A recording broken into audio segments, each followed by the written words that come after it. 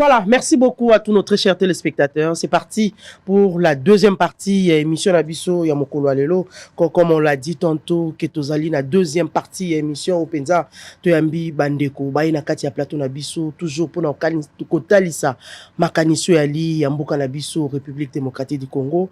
Boyebi était Maïma Koleka Mwa Mingi Nakati Yamboka Nabiso. Le chef de l'État a fait un discours devant les deux chambres. Il y a parlement réuni en congrès. Le chef a parlé à Balaya qui penza ba secteur nyonso na kati ya mboka na biso. Nous allons prendre de réaction. Il y a ba invité na biso bazali na kati ya plateau moto na moto penza a kopesa ya makanisi. Voilà, avant tout que je vous présente mes invités, très chers téléspectateurs, vous qui nous suivez depuis la France, topesi bino mbote bandeko banso boali na Allemagne, boko landa biso na Suisse, boali na Suède, boali partout, boali na Portugal, boko landa biso boali na Canada, na États-Unis, boali na Hollande, topesi bino mbote mingi, mbote na bana nyonso ya Afrique mobimba boali ebele. Soki to bandi kotanga lelo to kosilisa te, topesi mbote na bandeko banso bako landa biso na Afrique du Sud, boali ebele, boko landa biso na Joburg, boali vraiment ebele na Cape Town, boko landa na Durban, topesi bino mbote mingi, mbote na bandeko nyonso boko landa biso na Angola, topesi mbote mingi, mbote pe na bino boali na Congo Brazzaville, boali na Égypte, boko landa biso Côte d'Ivoire, Mali, partout où vous êtes. Merci aussi à toute la population de la République démocratique du Congo pour la fidélité et la confiance au Bozaralangotan, on y a quatre émissions Nabino, Bosolo, na politique. Sur ce plateau, nous avons 4 invités au Penza, Torosola Nabango, Maïma Talimbo Kanabiso, mais Bayepe na communication, ils allaient spécial. J'espère que so ina sisi ko présenter bango to kotie la bino communication na bango ezali spécial bango moko il faut ba dévoiler yango moi je commence d'abord par la présentation de nos invités toali na mwana mboka Alain Bolodjoa azali président il y a parti politique Lèvons-nous et bâtissons le BAT. Bienvenue Alain Bolodjoa. Merci maman Nangai, mbote na balandi. En tout cas, merci beaucoup pour l'opportunité. Voilà, merci beaucoup Alain Bolodjoa. Toi l'IP Nandeko Nabiso Rodrigue Ramazani, maître Rodrigue Ramazani, secrétaire général, il y a parti politique en vol. Félicitations hein, bando comme secrétaire général tout kutani kalelo. Merci mingi mamelo. Surtout pour na basoué na yo, ata kongo apprécier l'équipe, ikambote to tuango bekoto. Voilà, merci beaucoup maître Rodrigue Ramazani. Toi l'IP de l'autre côté Nandeko Emmanuel Malangu. Il est président du parti politique Révolution Congolaise. Moi, Mboka, bienvenue. Merci, Mamelo. Ici, les spectateurs, nous sommes beauté, puis CPLI, on a Koya Namituna va Congolais, on a Mituna Lelo sur l'État ya Mboka na biso. Parce que Otolanda qui n'a parlé du peuple, yango a été discours au peuple à Zelaki. Donc, on a des campagnes électorales. Or, campagne ici, c'est là, Congolais a besoin à mon amakambo ou il s'est mis à la mboka pour que mboka que liboso. Et alors tout monique les candidats n'a pas dit du peuple les a des distractions. C'est pour ça que je suis venu pour que le peuple aille que mboka na biso ils allaient en danger, mboka ils allaient dirigés par des gens qui ne sont pas compétents pour apporter les solutions aux plus gros problèmes au peuple azana boss pour ça que makambo ebonga ma mboka banzeli tongama tala le mboka ndenge comme alors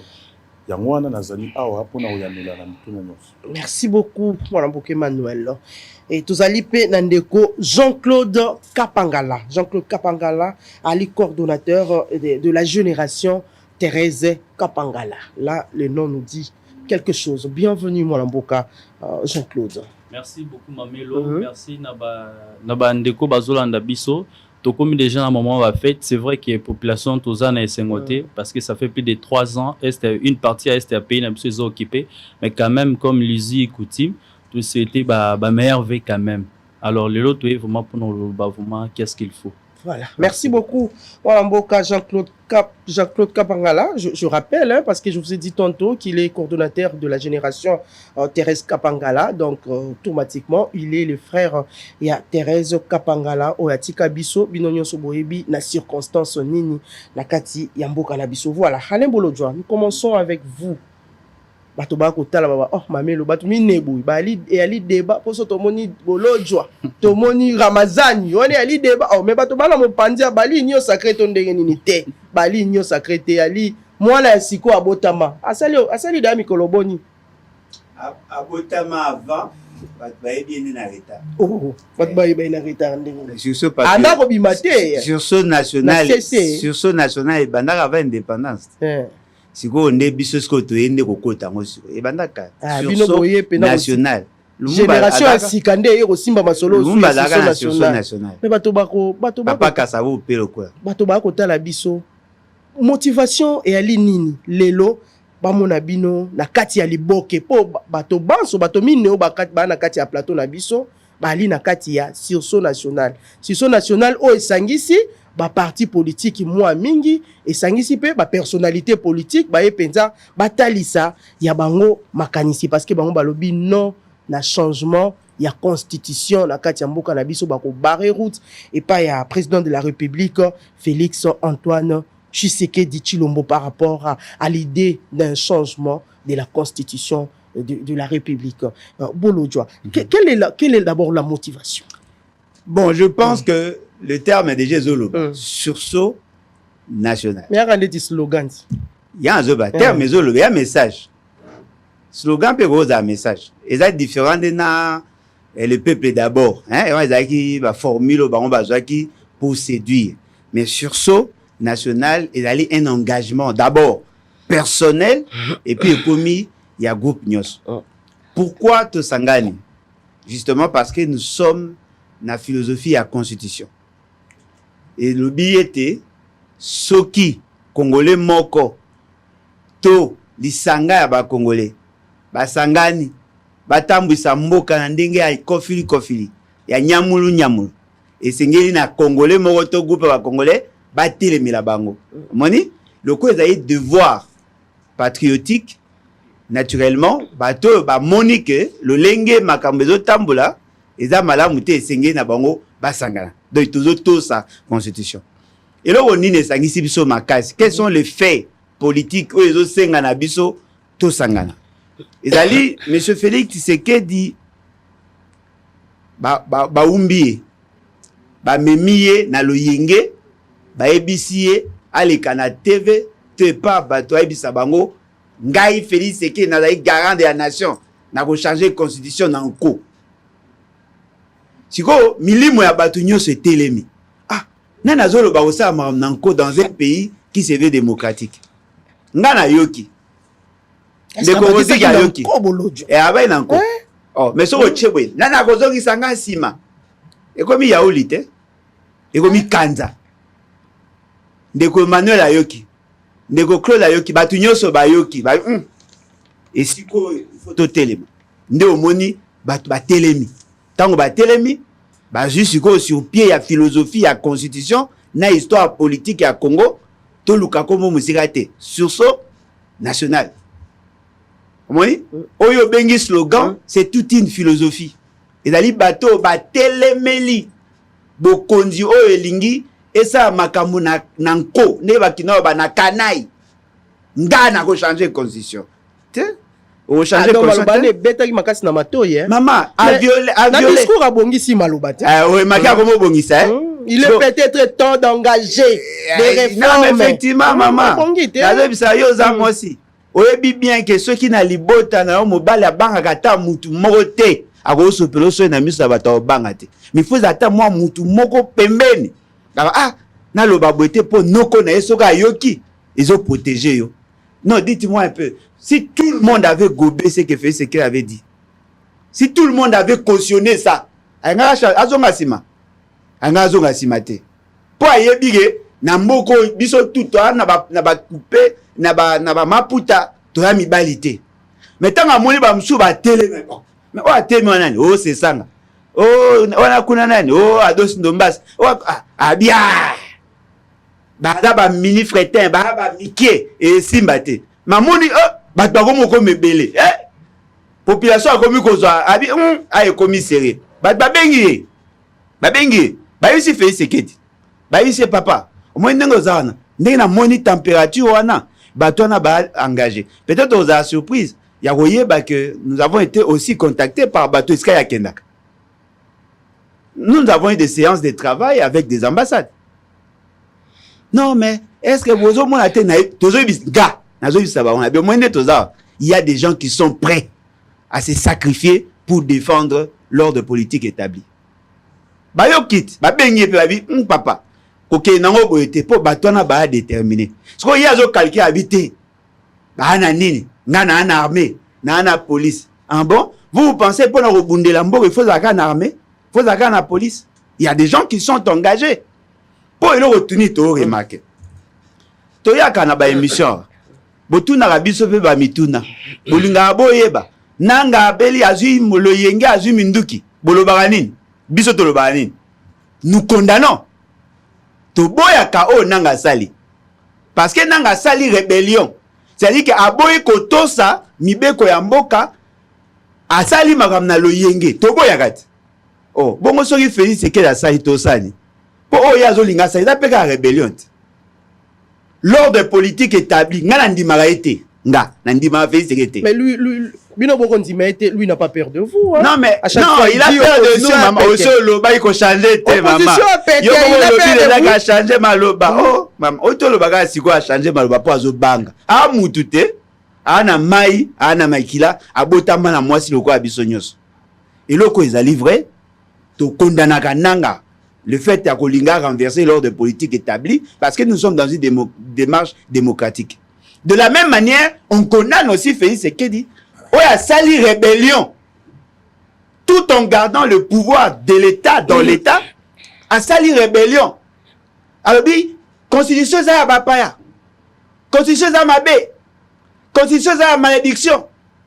Mais ce qu'on a les autres, oh, la malédiction a engendré Félix Tshisekedi. Donc, Félix Tshisekedi est une malédiction. Parce que comment Yozo Lobagoza, président de la République, grâce à la Constitution, ils ont marché sous la Constitution. Mais Tokonanagananga Ponanini. Pour Azoa Minduki, il n'est pas dans la logique de la Constitution. Mais Yosoko sali même chose. Et là, qui c'est que Yopo commis rebelle? Yango biso tolobaki, pas question. Le col a biso tozan a réflexe à Azoa Mandoki te. Et c'est ngeli to telemisa peuple. To ebisaye la dangerosité. Il y a des marches à Félix Tshisekedi. Peut-être que Yemoko inconsciemment azo comprendre te. Mais ceux qui vont mettre en cause la constitution de la République, une constitution référendaire, et là, qu'est-ce que tout l'ordre politique est mis en cause? Il n'y a plus de gouverneur, il n'y a plus de cour constitutionnelle, il n'y a plus de président, il n'y a plus de gouvernement. Le pouvoir sera détenu par des gens qui ont la force. Oh, biso to na force ité, ya kozwa mandoki. Mais bato ba na mandoki l'État a maîtrisé bien té, basé belé. Si vous avez un peu de parce que le troisième larron a intervenu mingi lorsqu'il y a un doute sur la qualité de ceux qui sont là. Moi, je conteste la légitimité à pouvoir à Félix Tshisekedi. Mais je reconnais au moins il assume la fonction. Mais il y a des gens qui peuvent profiter de la situation et nous amener dans des guerres civiles. Tobi papa, tika lo yengozo me mama. Kolanda bato ba nzinga na ote mingi na ba na ebi bango bazaka pe na boy na Kabila mais tangu bato abimaka du 19 au 21 en 2015 bango tout ba batamaka na hôtel du fleuve ba batamaka bilenge mususu ba kufa pour ba défendre voilà qui vous dit qu'aujourd'hui mususu baza prêt à se sacrifier te et on te aussi Félix Tshisekedi au sali mandat liboso bien que vous avez jugé pour incompétence na ba acte opposé. Au sali mandat à mi-balé. Au sokokisi, yo mo loba qu'un homme normal ne peut pas rechercher faire 3 mandats. Au sali 2 mandats. Kende, il y aura un homme compétent, un homme sérieux qui viendra corriger tes imperfections. Parce que le peuple à la peine a besoin de solution à problème. Mais il est rassuré, il y a aucune place Félix Tshisekedi a été azozwali sous 3e mandat. Maman, na ebisa degré à l'okuta ou ebimare pas Félix Tshisekedi. Le 24 janvier 2019, sans que Batindaye aille devant tout le monde, à une constitution, à Otea, à Oloba. Moi, Félix Tshisekedi, je jure solennellement devant Dieu et la nation de respecter et de défendre la constitution. Aloba qui a oui ou non? Nzamba a tête. Mais après, qu'est-ce qui s'est passé? Constitution Zamabé. Constitution ça bapaya. Mais yo, au prêter serment 2 fois. Aujourd'hui, Nzambe comme témoin. Aujourd'hui, la nation comme témoin. La nation, c'est quoi? C'est le système de valeurs que nous défendons. La volonté de vivre ensemble, le vouloir vivre collectif. C'est la conscience collective. Aujourd'hui, nation a témoin. Moyo changé. Félix Tshisekedi alobaki par rapport à la situation les autres dérangés biso na est. À côté il y a une commission interdisciplinaire pour que batala makambo ya minembwe. Bino besoin qui au sérieux. Ngana yebaki déjà gazo kosa. Asala yango. Minembwe elongwa commune. Eza. Minembwe eza commune. Tilelo. Alors ba ina biso asoyi na ba Kenya bazo kota parti ya Bunagana pour que ba bunisa M23. Baya basala yango. Basala te. Alors bina bino non EAC eza koya ko bunda. Baya babunda babunda te. Balongwa nyoso te. Bazali. Alors dites-moi un peu comment ngana koyo kozwa risque ya kozwa muto a sali 6 ans en fonction à cause 6666 fois. Voilà. Merci beaucoup, Bolodjoa. Nous allons d'abord demander à la technique. On souffle un tout petit peu. La technique a balancé biso les spots. Il y a sur son national. Au Basaliko prévoir pour la lobby samedi et puis nous faire revivre encore le point de presse. Il y a week-end et où t'es Koleka. Nous allons suivre Ezali Penza proposition na bango pourquoi ni ezali ko pousser bango pour organiser ces meetings et puis nous allons revenir tout juste après avec monsieur Emmanuel. Ne change pas ma constitution. Basi eleki batoba kokufa na est. Biloko ekomata se komata. Kelasi ya malonga ezali te. Misala pona bilenge ezali te. Vie sociale ya congolais koloba kutu te. Ekufa kala. Kasi ndeko Tshisekedi na lingomba na ye balingi ba changer constitution pour ba pesa ye 3e mandat pour atikala seko na bokonzi. Alatina sursaut national abengisi biso banso na meeting ya vérité mokolo ya samedi 14 décembre 2024 na ngonga ya 9h na terrain municipal ya Masina. Balobi constitution oyo esalami na mboka ya bapaya pe na bapaya. Balobi article 217 ya constitution ezali koteka mboka. Pona yango nde balingi ba changer constitution. Tolobi biso banso congolais yaka kolala te. Toyoka vérité pe to bundela ekolo na biso. Constitution te ezopekisa bango ba bongisa mboka. Constitution te ezotinda bango ba détourner misolo ya l'état. Constitution te ezopekisa bango ba pesa misala na bilenge. Qui est celui-là qui va m'interdire, moi, le garant de la nation, à ne pas faire ça? Congo eza bien privé en motomoko te. Toko changer constitution te, asi toko changer ndeko Tshisekedi. Biso banso. Elongo na sursaut national, tokuta na mokolo ya samedi 14 décembre 2024, na ngonga ya 9h, pour la meeting ya vérité, na terrain municipal ya Masina. Le peuple gagne toujours. Ces messieurs de la presse, le pays est en danger. Monsieur Tshisekedi et son régime d'incompétence, caractérisé davantage par des détournements, la corruption et la jouissance dans une insouciance totale de la misère de notre peuple, tiennent à demeurer au pouvoir et s'obstinent pour y parvenir à exécuter leur projet funeste de changer la constitution du 18 février 2006. À bout d'arguments, après son mensonge impudent perpétré à Kisangani et à Lubumbashi dans une truculence sans gêne, M. Tshisekedi emploie désormais ses acolytes pour propager la désinformation, l'intox qui s'élève contre son plan de coup d'État constitutionnel. Tenez, c'est depuis le 9 novembre que nous, Sursaut National, avions annoncé notre programme de la tenue d'un meeting dans le district de la Tchang pour communiquer avec les Quinoises et Quinois au sujet de notre combat contre le changement de la Constitution. Et un troisième mandat pour M. Tshisekedi. L'hôtel de ville ainsi que toutes les autorités compétentes en sont informées. Toutes les formalités sont remplies à tous les niveaux pour l'organisation de ce meeting le samedi 14 décembre au terrain municipal de Massina. Curieusement, le régime de M. Tshisekedi s'est arrangé à programmer le meeting de leur camp ce même jour, dans la même zone, à proximité du terrain municipal, alors que les responsabilités ne sont toujours pas établies autour de la violence que nous avions subie à l'occasion du tracting organisé à la place Victoire, et beaucoup d'autres actes de menaces et d'intimidation sont enregistrés par certains de nos cadres et militants.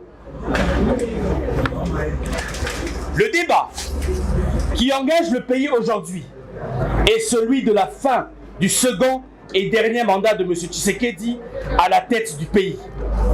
Il cherche désespérément à le voiler en le contournant derrière les élucubrations et des mensonges pour manipuler l'opinion et demeurer frauduleusement au pouvoir par coup d'État constitutionnel. Devant la mise en garde sévère qui s'exprime partout au pays, il tente de combler le déficit de son argument par l'argument de la force. Sortir le débat citoyen du cadre des idées, des raisons valables pour proférer la menace, planifier l'affrontement et procéder à des arrestations, comme il le fait désormais, est un aveu d'impuissance. Rien ne peut aucunement faire reculer le peuple congolais qui tient au respect de la Constitution et des règles démocratiques. Monsieur Tshisekedi peut rêver, comme il est permis à chacun de rêver, mais le Congo n'est pas un bien familial. Son pouvoir s'arrête en 2028, pas après. Il n'aura pas un troisième mandat. Les Congolaises et Congolais ne lui laisseront pas une seule minute à changer la Constitution. Nous allons nous dresser face à lui jusqu'au bout, pour le respect de la Constitution et son départ sans condition en 2028. C'est pourquoi nous, Sursaut National, 1. Prenons l'opinion nationale et internationale à témoin face à ces pratiques que nous avions dénoncées et combattues comme des actes de dictature et de menaces à la paix. Ben voilà, merci beaucoup. Vient de suivre tout à l'heure le point de presse. Il y a Sursaut National organisé qui na week-end. Moi, Mboka Emmanuel Motuna ezali epai na yo. Nous avons suivi les présidents Ados Ndumbasi, qui est président il y a Alternative 2028 ou à Alina Kati ya Sursaut, comme vous l'avez dit tantôt, mais à énumérer moi Maïmingi Bolobi non na mauvaise condition ya vie ya population. Otalisi moi makambo ebele maïmatali sécurité alimentaire, maïmatali sécurité sanitaire, moi makambo ali moi mingi. Ville ya Kinshasa mayali moi mingi tant boko ba condition de vie biso banso toyebi likambo ya condition de vie ya population congolaise, en particulier pe lisusu na population quinoise na oyo toali ko vivre surtout likambo ya insalubrité, likambo ya bambouteillage, likambo ya sécurité kuluna a ko fonctionner nyonso et a ko pesa passe na kati ya mboka bato ba ko mituna na ndako balobi oh Sursaut National a ko reconnaître mayoana ya mauvaise condition ya vie ya population kino kala ye Sursaut National atelemelaka yango te pona nini e alikaka lolenge ba politicien nyonso ba mesana ko boutique soki ba moni mo likambo moko bango ba s'accrocher kaka na likambo ndele lo bo sangani pour être boloba non na kati ya constitution alors que likambo ya mauvaise condition ya vie ya population yango nde kutu fe palende bo banda bo telemela nde yango oleke bo sangana lelo to mona bolojwa to mona ados to mona ba ndeko Ramazani na envol to moni bino to moni pe ndeko na Kapangala bo telemi lelo po boloba kaka non na constitution bo banda nanu ko telemela pe ya koloba non na mauvaise condition bo sala pe ba meeting pona yango bo sala pe ba sit-in pona yango bo sala pe ba marche pona yango comme ça population congolaise a baké tozali pe na bato yo ba kolobela biso parce que mauvaise condition nous vivons toujours avec ça to tika na encore na ba parole s'envole nde to telemela ka lelo constitution. Merci beaucoup Mamelo na Mutuna. D'abord na obandana nous koyi biso boy parce que poser question il y a vie chère. Et je pense que vous avez dans mboka oyebi na 2022 certains leaders et opposition basalaka marche pour réclamer pour revendiquer makambo ya vie chère et au moni brutalité au pouvoir en place et yakanango pour réprimer la manifestation des gens qui étaient en train de réclamer la vie chère et les conditions de vie précaires ya bande konabiso dans le baboy même la situation mboka na biso zo traverser lelo ce qui mutu à reconnaître yango teto congolais moko boyi à lundi maïzo madame munoko ya Félix Tshisekedi c'est que congolais wana zangi kindokité azangi kindokité pour na la condition de vie ya peuple na biso lelo toza komituna est-ce que ndeko Tshisekedi ali kindoki ya kimukolote est-ce que batu nyonso oyo bazana bango omona wapi Mamelo Tshisekedi aza kozongisa biso petit à petit na mobutisme to moni biso nyonso na bilili ndenge ni bazo koyemba hymne national ya UDPS pona bango bazo yemba hymne ya UDPS na kati ya palais du peuple bande ko UDPS babi moya ko contrôler foule réalité Koboni que même président de la République a télémi, président de l'Assemblée nationale a télémi, baza koyoka hymne ya IDPS. C'est dit n'importe quoi Mamelo. Situation wana biso en tant qu'institution nationale, to sepeli nango atamukete to bengi congolais nyonso afungola mato ya fungola misu. Amona ke mboka na biso ezokende na kokufa. Le régime ya Tshisekedi to kende musikate situation aux autres avec les lots, ba embouteillage et paille. Banzeleza kokufa nzela mon côté ya bien eza na kati Kinshasa conditions de vie biloko na wezeza komatande komata tokoloba nini Mamelo tokoloba ki ezali mauvaise gouvernance tout simplement l'état n'existe pas et j'aimerais dire ici que l'état est absent parce que si l'état était présent on devait voir l'état prendre des mesures pour ne fût-ce améliorer le bien-être de la population to lobby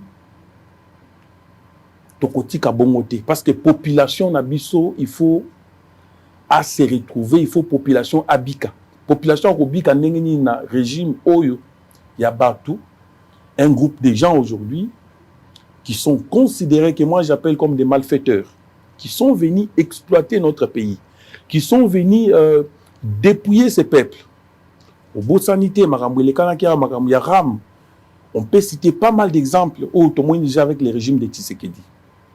C'est un régime de malfaiteurs, un régime des gens qui sont venus s'enrichir avec les caisses de l'État. Succès national, au-delà, il y a Makambo. Avant la constitution de la République, il y a déjà que Ndeko Oyo na lire toujours qu'il a changé la constitution. Parce que Ndeko c'est ça, il a déjà Makambo. Que à lire toujours qu'il Tshisekedi a changé la constitution de la République. Alors, tout ce qui est en et de comprendre que pour ça, ils ont maintenir le peuple dans la souffrance. Et ça qu'il faut un groupe de gens qui sont aujourd'hui avec Tshisekedi, ces gens continuent à s'enrichir, continuent à s'acheter des maisons en Europe. Et tandis que ces peuples est délaissé, ces peuples aujourd'hui croupis dans la misère. Qui est ce Congolais aujourd'hui qui peut accepter? Parce que, quand même, ça va, mais quand nous allons en province, à l'intérieur, je vous assure que la situation est plus pire. Alors, Tolobi, Congolais n'ont pas soutenir Makanisi Oyo, qu'il faut pas changer la constitution, parce que bien-être, il y a peuple, il faut boina boy. Non, non, non, non. Et ça, le kouta.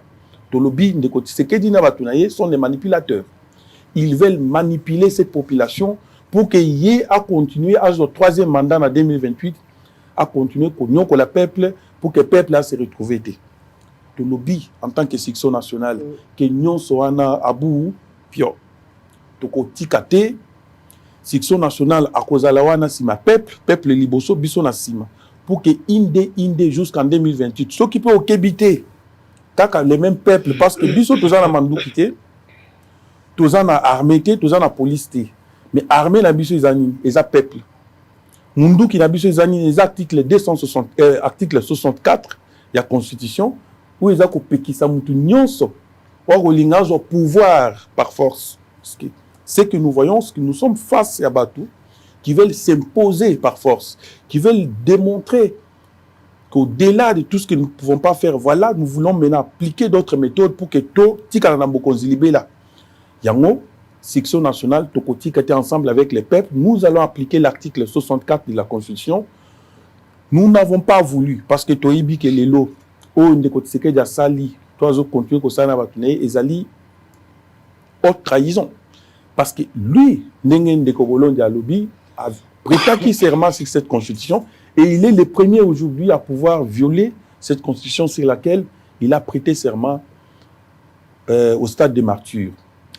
Alors, nous pouvons saisir la Cour constitutionnelle aujourd'hui pour dire que nous allons traîner M. Tshisekedi devant la Cour constitutionnelle. Mais nous ne pouvons pas le faire parce que nous savons que cette Cour constitutionnelle, elle est inféodée. Elle est entre ses poignées de main.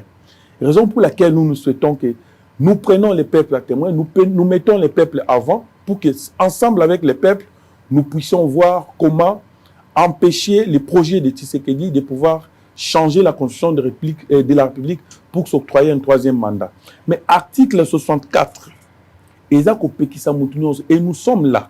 Parce que nous qui a lobby dans le mois de janvier, à côté de la commission, pour réfléchir sur changer la constitution, il va appeler toutes les couches sociales de la population pour aller à la commission. Mais le lobby commission est aussi jeté. Pourquoi? C'est parce que non. Sixo ne peut pas aller se mêler avec des malfaiteurs. Ces gens sont des malfaiteurs, madame. Ces gens sont là avec un objectif. Il faut que vous en ayez que projet en décote Tshisekedi depuis le pouvoir. Peuple a se retrouvé. Tout le monde qui est moutongo depuis qu'il y a beaucoup. Moi, j'ai voté Ndeko Félix Tshisekedi en 2018. J'ai voté Kaye. Bien qu'en 2023, on comprenne que c'est un aventurier, je ne pouvais plus voter pour lui, mais j'ai voté pour lui. Et quand j'ai compris que ce monsieur, si nous continuons à y aller, franchement, le peuple a se retrouvé. A se retrouvé parce que ceux qui dans l'île, ceux qui ne connaissent pas dit, à parvenir, on a Congolais, ceux qui que Tshisekedi a changé la constitution de la République, mais moi, la na 10e vie, ils sont sur Bandoke Yemba, la Mobutu. Alors, biso nous avons un poste en tant que jeune, ou comme soit directeur, il faut que nous amènions ni maman mat. C'est de ça que nous voulons, parce que toujours comprendre, façon à même la biso. C'est sous forme, ils veulent constituer un clan pour que tous à comme étant des sous-peuples. Maître Rodé Ramazani, la révision constitutionnelle, comme l'a dit M. Manuel, n'aura pas lieu. Beaucoup empêchés même en mise en place. Il y a une commission prévue pour 2025 afin que va statuer sur soit un changement ou une révision de la constitution. Vous allez le faire comment? Quand vous dites que nous allons barrer la route à Félix Antoine Tshisekedi, vous allez le faire comment? La question a posé qui M. Manuel Amonia, Lukimoa, Kokima Yango, Bandeko, Bana Bandako, Nena Lubaki, totali bolobeli makambo ya condition de vie. Il y a des Congolais oyo ezali malamu te oyali malonga te lotili ki yali te mai yali te nzela yali te kolia yali te makambo ebele yali te bino boye lelo boyebi beaucoup barrer route. Pourquoi nos acteurs politiques, quand il s'agit de la constitution, parce que nous avons déjà vu ça, quand il s'agit de la constitution au moins on va basangani batonyo so basali liboke moko. Mais ce qui est commis makambu social, il y a vu la population. Maintenant, on a fait le discours, na ebolo jo sala yekuna. Martin Fayulu a sala yekuna, Délice Sanga a sala yekuna. Mais ce qui a li likamba constitution, au moins na bango nyonso ba komi bomoko. Il y a quelque chose qui se cache derrière cette constitution comment? Parce que déjà le chef de l'État l'a dit, à Rokenaï na troisième mandat. Merci Mamelo. Lorsque le tuning a ma constitution, souvent à la quelques secondes il y a silence, quelques secondes seulement. À l'intention il y a batonio so bakufa pour na etumba ya ko préserver constitution pe ko boya troisième mandat ya Kabila. Si mana kozonga na ya nola na motuna na.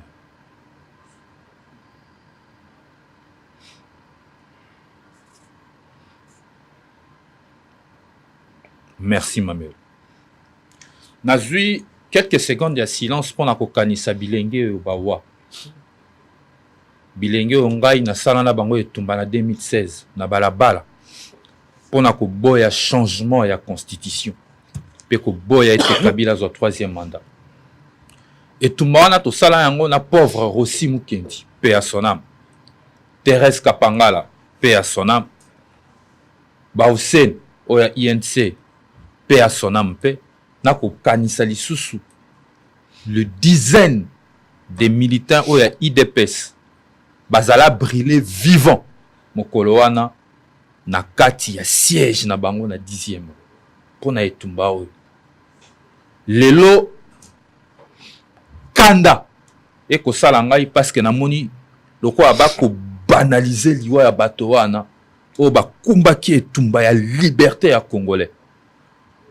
Mamelo tuninga motuna na ya nola pona nini makambo ya constitution et la musaka bato nyonso zaka ba politicien te.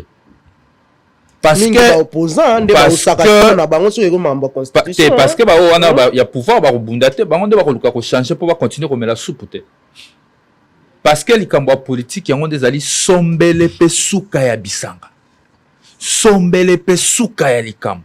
Soki boali na ba politique ya malamu tembo ke kotambola te nzale ko continuer pasi ko continuer ba grève ba enseigner ko continuer souffrance à peuple ko continuer yo kanisi na mikilio ya poto tolulaka ba ko sara débat ya retraite ba ko sara débat ya immigration parce que ba trouver solution consensus sur des questions politiques yo ko sara débat tour un tour deux tours trois tours tour moko changer conseil pour notre troisième mandat ba ça débat na soutien parce que ba dépasser niveau on a bandima consensus bandima pacte républicain mais biso awa débat ne ko salema pourquoi parce que bato baboyi ko tosa o etiami na molongo balingi ba komisa ba congolais ba umbu ba esclave avant na kende musika lisusu parce que to kolobela makambo ba liberté tikanga na banza elenge mobali moko président sectionnaire, il y a Envol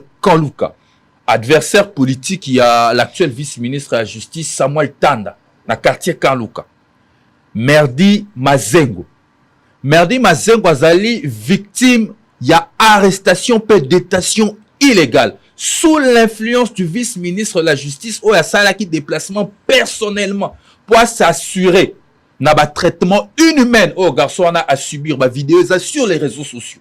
Yemoko ayeti na souciat et si ka oya pesa ki ordre bakanga un jeune de 24 ans bakanga ye kaka po azali ko boya makambo ya changement ya constitution na Kanluka parce que réalité zani ye tanda azali moto alingi changement Merdi Manzengo azali na Envol azali membre automatiquement section nationale aboyi changement et tout mana bango na terre pe na période électorale saliete ndeko wana vice ministre de la justice a usé de toute son influence sur un jeune homme de moins de 25 ans. Sur un jeune homme de moins de 25 ans, leader politique na Kanluka. Ezali inacceptable, je le dénonce et nous exigeons sa libération sans condition. Si le lobazana ye na amigo o ya parquet ya Gombe. Est-ce que c'est normal? Et là on dit ni jeune wana aibité. Bato ba ko yiba ba millions ya ba congolais ba libanda. Bato ba ko yiba mbongo ba congolais ba libanda. Ba ko tambola na girofard. Mais hier, Elengana Elissoum na ezaka ya kozana opinion contraire na vice-ministre de la justice. Victime de ses opinions. Yangwana lobi anyo kolaye. Yangwa lobi a commissaire moumbu na parce que yazali lelo vice-ministre ya justice. Ezali inacceptable. Bon libérer Merdi Manzengo, Elissoum na ezali ka kozala adversaire politique ya monsieur Tanda na kati ya Kanluka. Est-ce que c'est normal? Nako banza pe bandeko bakangama na boloko pour leurs opinions. Soki bazalaki na biso certainement moto lokola Mike Mukebai, Jean-Marc Kabund, pas Kabund, Jacques Ndala, membre sur son national, banga bazana biso le 14 na terrain municipal Yamasina pour un meeting populaire auto ko préparer. Donc ma bande zonanga pa na bino ba compatriotes bisika bozali etumbo bino pe bundaka yango. To sala kana bino to kokoba na yango. Mais mamel oyebi na koyebisa ba Congolais likambo po to moni mboko to zoka makambo ka lokwa maseki. Titango koma sol to sutuki e koma nango pe boy. Soki kaka Congolais otiki Félix Tshisekedi azwa 3e mandat. Tokomi ba esclave. Parce que déjà lelo boumbu na biso ko mona na miso batonyo alors que toza censé kozala peuple moko libre. Mamelo yo ko kangama na embouteillage na boulevard. Soko vanda kaka bo cortège a fait Tshisekedi ba pandi bino ye fale ye roi biso ba umbu. Nzoka nde peuple ndi mutaka mo kontite. Ye roi pile ba pandi bino po ye ale. Soki moto libota ne akotambola bakokitsa ba gire na bako panza bato bakobeta fimbo po bango baleka biso ba umbu to kotika na embouteillage ba ministre oyayi natio oyo vice ministre azu elenge mobali akangie po amo umbu na esclave na ye akangie na nko na kati ya parquet sans raison valable anyokola kaka nzoto ya elenge mobali biso to aba imaginez siko bato yo bandeko nanga ba Congolais ba opportunité ya 3e mandat si to kominde baumbu plus yango sur son national et la moussa éveil patriotique ya Congolais nyos aye ba été likambo ya 3e mandat ndeko Tshisekedi ya koluka ezali porte à ouverture ya boumbu ya Congolais esclavagisme ya Congolais sengeli ya telema alongola kobanga parce que pamba te depuis sur son national et le européen s'appelle la monnaie Congola fungoli misu kobanga pe si Congolais alongola kobanga yalité pour Congo ezamboko héritage moko te tata moko akufi atikeli mwana na héritage abi na tikeli yo République démocratique du Congo ezali héritage à moto telema bangai garant de la nation quand la constitution bunagana za garant de la nation te na masisi oyo ezali ya kozwama na maboko ya Kagame kuna garant de la nation te soka agangi awa kuna na bunagana bayokaka esu te soka ali garant de la nation mais azokisela biso bunagana na biso azokisela biso masisi na biso na baruture oyo ezali na maboko ya Kagame projet na bango ya changement ya constitution mpona koyokaka bato bakosambri changement ou eza lisusu ou te alobi akopesa Congo constitution ya sika secrétaire général na ye alobi bakochange bokotiaka ou mpona nini bino mpe bapandisama oyo ya nini baza clair ke bakochange yango biso tolobi boye projet na bango ya changement ya constitution en réalité baza na accord babanda bobosana te ke pouvoir ndeko Tshisekedi uta babanda na baaccord basinya oyo ndeko Bisele la révéla biso na Kagame en réalité baza na likambo moko on dirait dans une forme ya complicité ya balkanisation ya Congo balingi bakabola Congo bana ko comprendre te soto za pena na bolingwa mboko biso na ba Félix Tshisekedi na ba Kabuya na bato nyonso ba Martin Fayulu ba Moïse Katumbi comment mboka na biso ezali occupé na une armée étrangère le Rwanda comment Kagame azana yu parti en mboka na biso population na biso na ba vota même Tshisekedi te siko to vandi penza boto ko banza to changer constitution peuple na to ça na bangoni mais moi la mboka Rodrigue Ramazani c'est bien vous avez évoqué le Martin Fayulu et le Moïse Katumbi pourquoi ne pas se mettre ensemble avec l'autre coin Obami Bengi lelo na bloc patriotique Sangisi Katumbi Fayulu Joseph Kabila pourquoi ne pas se mettre ensemble peut-être bloc patriotique sur son national bloc patriotique bolingi bo kende nango na ordre dispersé pourquoi bino ne ba okanisa ke toza esika moko te yo ite esika moko sur soi côté bloc to bloc nda côté sur son national il faut yeba non sur son national les anines sur son national les appels pour l'instant pe bato ba ya composé na nani sur son national les a composé na ba patriote pour ya be représentation ba leader ba ko kamba ba leader ba leader zela na sidi ça ka presa na bisio comprendre sur son national en tout cas simplement lelo Congo za ko kabona na deka eza na kaya ba patriote ba répondre na appel à sur son national appel en mozanine boya changement de constitution peut 3e mandat ndeko Tshisekedi Congolais nyonso azala soldat azala journaliste azala écrivain azala musicien azala politicien, azala na majorité, azala na société civile, ceux qui ont déjà d'accord pour le troisième mandat de Tshisekedi, à répondre à un appel ya sursaut national. Point n'est besoin pour naie aïe pour zala biso tambola la biso nzela moko. Sursaut national les a appel d'aba patriotes pour tout ça la front contre ba traîtres. Qui sont les traîtres? C'est le cas Tshisekedi qui veut bouleverser l'ordre politique établi par la Constitution. Pourquoi vous ne vous mettez pas ensemble? Yoka si connaît l'action qui est ensemble. Mais il n'y a pas longtemps, l'ECD a fait une grande déclaration. Bazali na ngambu peka ya sursaut national mais bango bako kundana kati ya force sociale. Balui baroya na meeting ya le 14. Boko le 14 ensemble poto si malaka na maboko totamola nzela moko ensemble na lisomo omoni lisomo maboko na biso zanini. Mamelo, lisomo maboko na biso donc la plupart de temps les gens se sont réunis autour des hommes. Les gens se sont réunis autour de Mobutu, autour de Kabila, autour de Sesanga, autour de Fayulu, autour de Katumbi, autour de qui je sais. Mais aujourd'hui, les Congolais se réunissent autour d'une idée, autour d'un idéal. C'est quoi l'idéal? Pas de troisième mandat, pas de changement de la Constitution. Donc ça veut dire que l'Ukakan politique était quand ils sont patriotes, n'a pas traître. Donc Congolais n'y ont ceci qu'aux Bipa y besoin au vandi. Ce qui pour na yo de Tshisekedi de Sengeli pas changer constitution comme tout na no mwakambo belete ozana kati sur son national le 14 décembre. Sur son national il reçoit la meeting il y a vérité. Meeting moi la vérité pourquoi? Parce que de Tshisekedi a kosiminge régime moyo mamelo na so na yeba ke bezango régime ya ba criminel ba iba mbongo ram ba détourner mbongo à l'état na yeba ke za régime ba boma cheribe okende na yeba ke za régime ya batu moins sérieux le binongo de konangai Emmanuel moins sérieux to yebaki mais le retour tu comprendre mikolo eza régime ya batu lokuta président de la République a tel na kisangani akosi ba Congolais lobi constitution et comment na ba étranger constitution eza ya ba étranger lokuta mensonge avant de souta bati lokuta na Lubumbashi. Article 217 de la Constitution, le but, Tokteka, 300 km, Yamboka Nabiso, et ça permettre l'agression, l'okuta mensonge. Abasuka soute, abaksi sous l'okuta, miko babaksi l'okuta moro yasika, article 51, l'okuta. Yamoto obi dit meeting, il y a le 14 décembre, ça meeting, il y a vérité. Congolais ayoki l'okuta mingi. Au moins l'okuta. Et au kani mingi ko Félix Tshisekedi tambo si le kuta mboka momba kadi osanga na bezo suka na santé na ba parlement de ou na ba tango wala ta ba moniere ba luba makamba le kuta tout ça mais ba commission kadi osha institutionnalisé on ba na kadi osha na ba institution de la République yango tobi entre les aventuriers et les sérieux to libi notre discours en vérité boya koyoka vérité est-ce que constitution comment na mboka ba paya est-ce que constitution ezaya ba paya.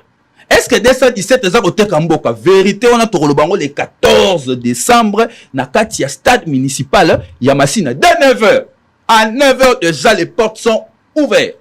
Boya ebele ba Congolais bo banga te. Voilà, merci beaucoup. Merci de ça. Même le parole c'est ça. Ba Congolais bo banga te, ba Kinois bo banga te, ba na Tchango, Moamba Funa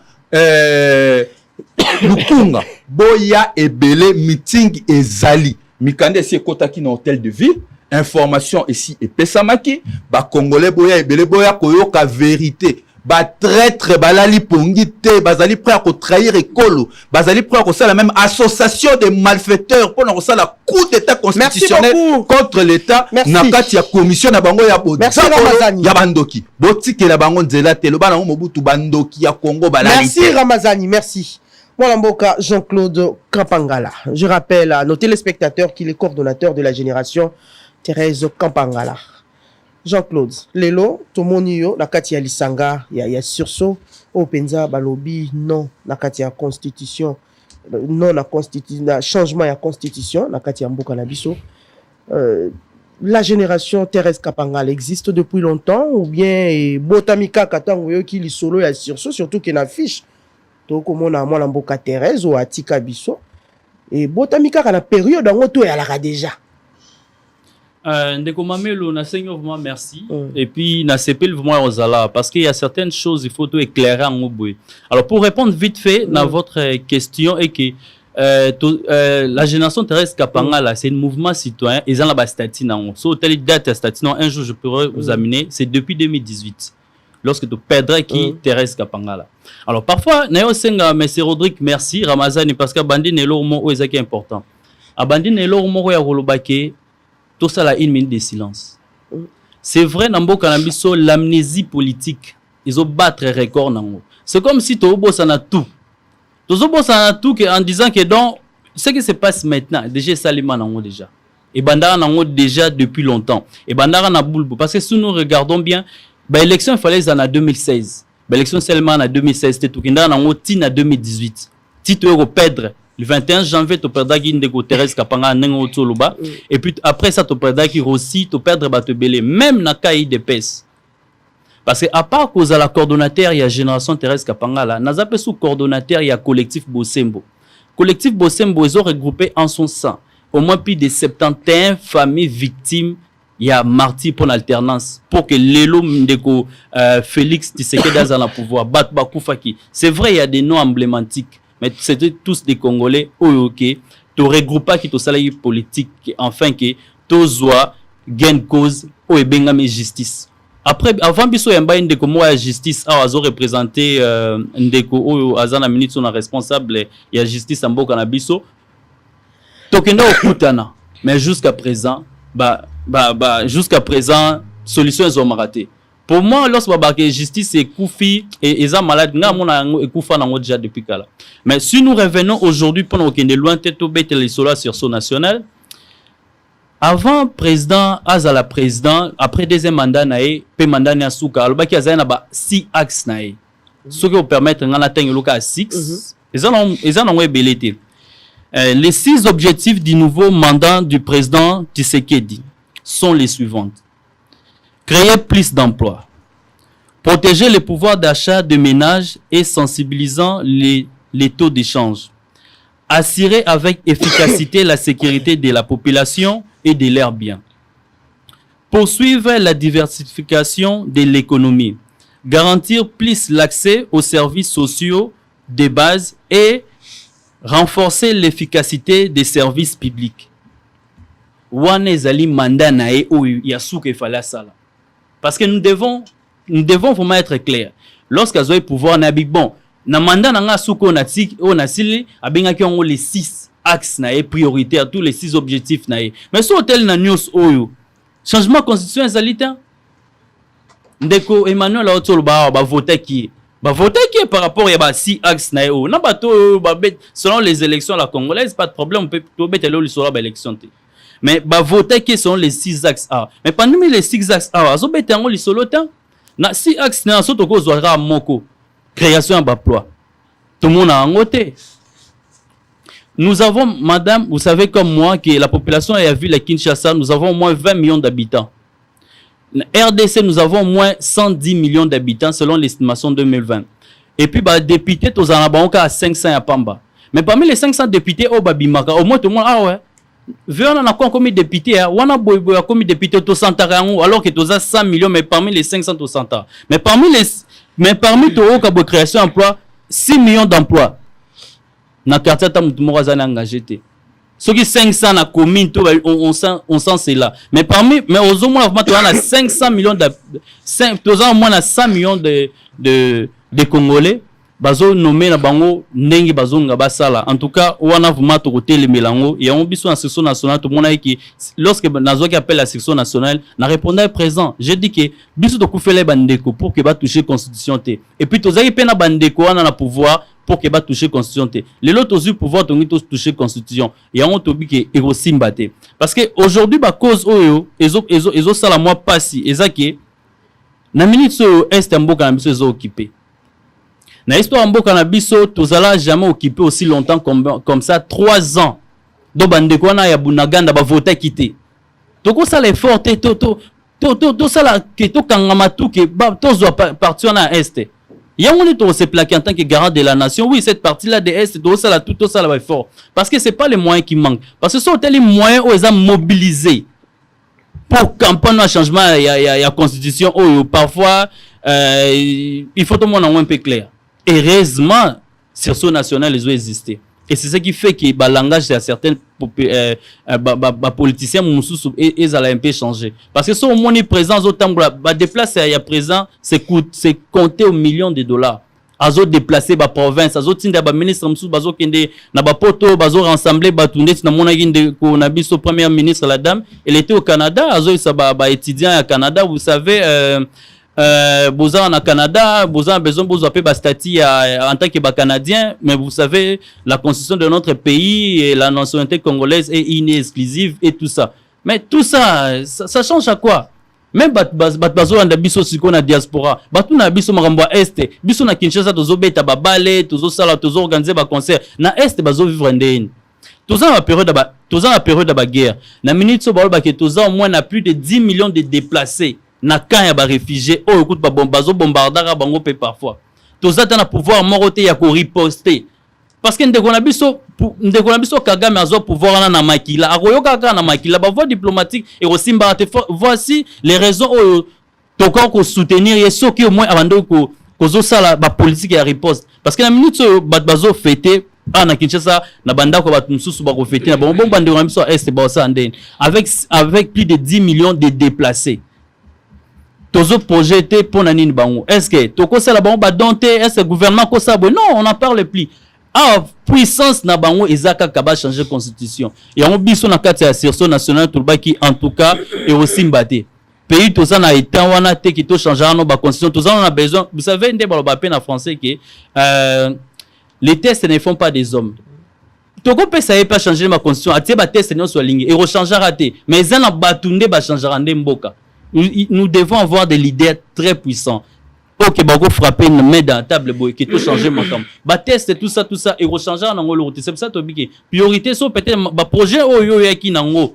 Au sala te et aux ala mieux aussi les pouvoir non mandat non tout ça batana yo s'occuper mambozo sala peut-être o remplacer ou ko changer ma cam. Parce que toko s'occuper na population bongote lorsque ba na kan ba déplacer tozo baté so ba sala ndeni na discours na projet moko pona insertion ba tuana ezo simbate dozoma discours c'est comme si mutozo azo sala discours que azo préparer campagne na mais azo posana que eza discours que osali nini jusqu'à présent ezo les canines non c'est encore dans le projet to sala boy en tout cas la population to lembi. Voilà, merci beaucoup Jean-Claude Kapangala.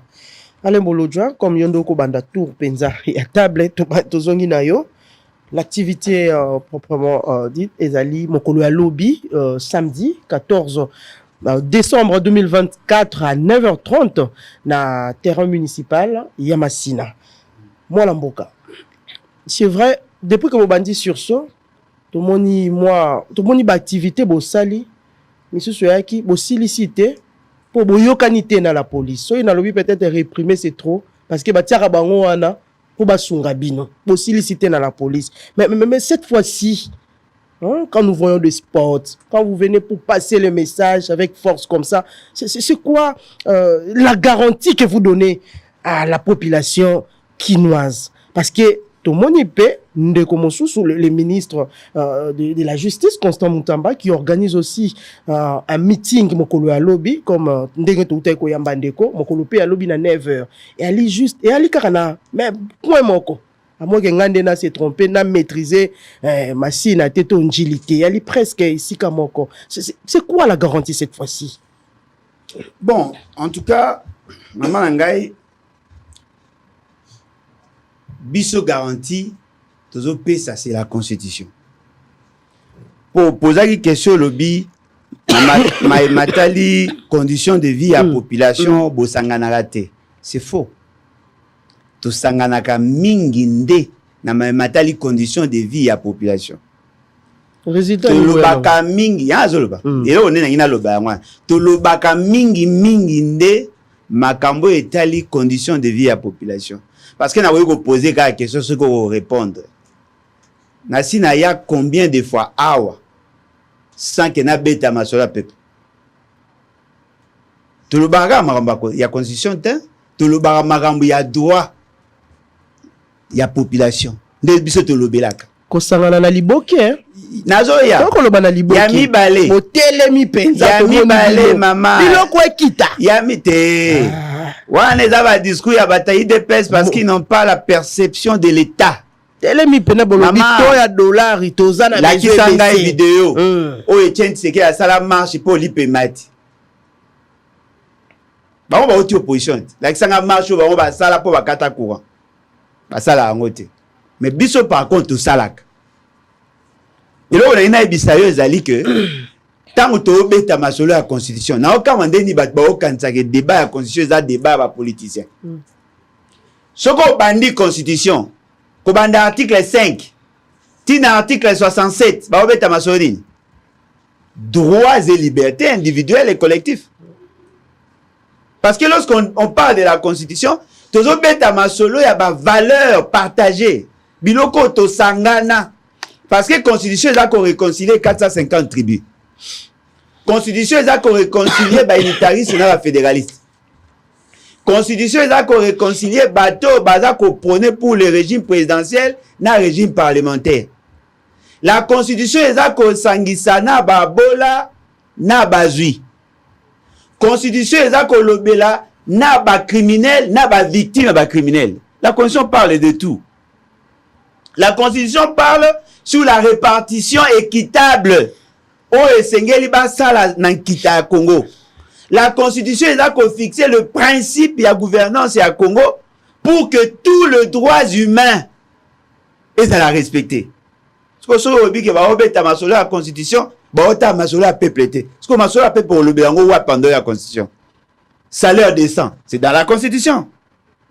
Prise en charge il y a militaire, c'est dans la constitution. Accès à l'eau potable et à l'électricité, c'est dans la constitution. Aujourd'hui, accès à l'éducation de qualité, accès à l'emploi, c'est dans la constitution. C'est la constitution qui dit comment gérer les finances publiques. C'est la constitution qui voudrait assez que balongola miibi na ministère ya finance balongola miibi par-ci par-là pour que mokezala. C'est la constitution qui fixe les règles. Ce qui m'a permis, la constitution a prévu comment pour ça que m'a pékita. Mais quand vous imaginez maman ngai, toloba wati loba ko contredire bisotin. Le parlement, yemoko parlement a dépensé plus d'$1 million par jour en termes de fonctionnement. 1 million. Ti lo muta contredire bisotin. Toloba yango pona nini? Parce que toza ko remarquer lieutenant o azali soldat bundaka pour le compte de l'État, un officier, baza ko foutaye moins de $100, mais un député alors toucher $40,000. C'est-à-dire que soldat, pour avoir un bon député à moi, il faut ça à 400 mois. Il faut ça à 34 ans, il y a carrière. Pour qu'un moi, député. Surtout le bien, on tombe sur la constitution. Parce que tout ce que nous disons, nous nous référons à cette constitution. Ah, ça déperdition scolaire. Est-ce que vous avez remarqué que Bane Bébé dans la classe? Ou bien Bandi à Kati? Mais danger en Guanat. Ah, vous avez montré que Bane Bébé a un accès à l'information, accès à l'éducation de qualité. Bane Bébé bazali kola na condition à mabé. Toi la malnutrition est élevée. Lorsque nous en parlons, parce que la constitution dit il faut que nos enfants aient une condition de vie meilleure. Nous parlons que de la constitution. Gratuité et enseignement il y a un komona bana bako kendekela si obi bana la déperdition scolaire maman to la très strict à terme. Je vous parle de la déperdition scolaire. Bano akotaki classe makati pona kozanga moyen à école publique. Nga na tangisaka bana nanga depuis plusieurs années dans l'école publique. Je n'ai jamais vu la gratuité bon, jamais. Bana nga bazana misu ba na primaire ba misu akoti na 7e ba misu ba 6 ba koti ba université. Ba tanga na école publique. Depuis que Félix Sekei yango abino ya nga na mona gratuité na vivant ngote ni na province ni ici. Na mona ngote. Nous payons sans compte reçu. Nous payons. Tant monsieur yo mona gratuité mais nga na mona te nga na mona te. Mais la gratuité ne veut pas dire gratuité enseignement et que l'enseignant attend que ça au félé. Mais na mona ba enseignant sans être payé. Ce qu'on a lelo, liboso a une meuble intelligent. Bateau bazaka personnel soignant a commis pour la Covid. Bazaka manifesté parce qu'ils n'ont pas été payés. Mais maman la communauté internationale pèse 366 millions de $. Bobo Sanate va créer une caisse à solidarité avec 27 millions de dollars. Dépenses au ministre premier ministre Ilum Kamba Salaka et 13 millions et de poussière. Oyo nani était Ilongondo Moutaï de pes azwara ba 3 millions 4 millions de poussière. Papa Jean-Jacques Mouyembe à l'époque azwara 1 million 300 et quelques mille dollars et de poussière. Mais comment batwa kozanga salaire? Maman, plus de 366 millions. C'est-à-dire que l'on a besoin de respect à la Constitution. Et là, d'abord, on respecte la Constitution et on la garde en tant que telle. Pour bateau, bazako yiba. Bakomi na pose à koumela na muyibi na bango. Si ko balingi, le quoi ba na mbongo, bako pesa batou pour que batou wana ba bete na bango maboko afin que bango batika na pouvoir. Non, pesa bino que exemple simple. Sur son national et salé invitation, peuple boya na terre ya Masina, les 14. To bengi batuti. Biyo wasi to benga banani. Bato ba na passe. To benga bato ba bonga te po bato ba bonga baza bagoya te. Bato ba na passe. Ba baza na problème mai, problème courant, basa ba soda, bana ba soda, ba baza ko souffrir, baza nga misala, ba baza ko finga bango o bakanga bandeko na bango injustement. Bango ne ba oya. Mais en même temps, l'État bimisi mbongo o toyoki. Après c'est un monsieur tout le monde va négocier l'activité pour empêcher à ce que l'activité na biso et réussir. Alors ils utilisent quoi? L'argent. Alors dites-moi, ceux qui te télémisi, te télémeli liboba ou les autres salématés, vous pensez que l'obitorisation n'a maille? On a assisté à un spectacle ici. Un président Ngoyabino Aza qui défend un voleur, un détourneur de fonds publics. Tu vas un jour procès Goya. Na procès à forage. Combien de forages déjà réceptionnés? Même pas 50. Maman, Mbore Bima, 771 millions de dollars. 71 millions de dollars. C'est-à-dire qu'on parle là de 70 km de route. Et Bungi. C'est quoi au peuple? Tu es ici, peuple Yaka. Tu es le la Marambo ya veni ya Congo Yaka. Aux autres, tu n'as ceux qui t'ont na garantie. Biso to pesa peuple garanti. Biso to pesa peuple garanti. Peuple yaka yako bunde la cause na yo. Mwana soda, basi ba soda, basi ba policier parce que mibali na bango basala baza politique mais bango ba politique te. Boya tozui ba jeune nyonso baza désœuvré bazanga misala. Ba maman oyo bana côté ka ba manga na e policier moko ba pesi ordre a panza ngo ekwe. Bato nyonso ba na ba difficulté biso to ane na posa bato ba na passe tango ba oya biso to lobby bango ba lobby to yokani to zali OK d'accord et puis on évolue siko pona bato baza ko organiser activité biso bato bandagiti mutango ya bino constant mutamba bino aya sali activité s'il y a affrontement entre nos militants et lui c'est lui qui doit assumer la responsabilité. Parce qu'il a fait pourquoi? Alinga noyauté action nabiso. Azo me ma batu na rythme ya musique, jibe na wera, fara. Biso koto toze belé, toleki bango, bango ya na drone, bango pesa batu bambongo. Oui, c'est bon, mais qu'est-ce que vous apportez? Parce que peuple oh biso to bundela, biso ne bo comme ça mutapas. Pour Félix Tshisekedi Kobanda Zubo Konziti lelo, il a géré plus de 50 milliards de dollars. Est-ce que Boyebi que Félix Tshisekedi a géré 50 milliards de dollars? Mbongo Félix Tshisekedi a géré en 5 ans et l'équipe Mbongo Mobutu a géré en 32 ans. Faites des calculs. Mobutu avait des budgets à 320 millions, 288 millions. Mais Félix Tshisekedi a géré en 5 ans 50 millions de dollars. Je peux vous défier. Quelle est la grande réalisation que l'avenir écotique a en Moutou? Au moins un centre culturel. Il a négocié ça en 2015. J'ai tous les dossiers. 2015. C'est lui qui a négocié. C'est lui qui a obtenu l'argent. On est ça qui va étudier la faisabilité, la préfaisabilité, la faisabilité. On est besoin qui m'a belé, remblayer ma belé, installer équipe de construction. Ils ont posé la première pierre. Puis c'est qu'il est venu. Il a posé encore la première pierre. Dites-moi, à part ça, qu'est-ce qui a été ajouté dans ces pays? Autant un centre financier, c'est parce que c'est inachevé, plus de 400 millions de dollars. Nous parlons de l'avenir de toute une nation. Et ça, il y a une question quand il y a la constitution. Et là, vous n'allez pas ces aliboués. Est-ce que vous avez dit Félix qui a signé à conception de EAC? Est-ce que vous avez dit que EAC est aussi un mabélé? Avant de vous éviter, Félix qui a aussi un mabélé. Oh, constitution, elle est le lobby. Au coquille qu'on paie sa mabélé. La seule personne où a coquille qu'on décide sur tout, c'est le peuple.